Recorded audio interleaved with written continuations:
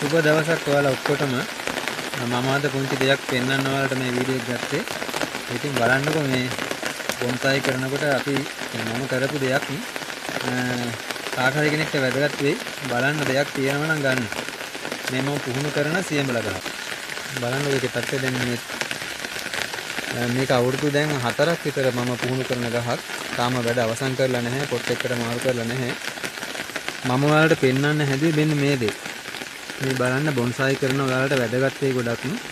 මේක දැන් 90ක් විතර වගේ ගස් දෙක හා වෙලා තියෙන්නේ. ඒ කියන්නේ මේ පැල දෙකක් විදිහට තිබිලා පුහුණු කරන අවස්ථාවේ ඉඳන් මම කරේ මේ ගස් දෙක මැදින් පොත්ත යම් කිසි ප්‍රමාණයකට අයින් කරලා ඊට පස්සේ මේ ගස් දෙක හා කරපු එක. ඉතින් දැන් මේ ගස් දෙක හා වෙලා තියෙනවා 175ක් වගේ හා වෙලා තියෙනවා. තව පොඩි ප්‍රමාණයක් තමයි තියෙන්නේ. ඉතින් මේ වගේ එක්ස්පෙරිමන්ට් ඒ කියන්නේ මේ වගේ අත්හදා බැලීම් කරන්න පුළුවන් ඔයාලට.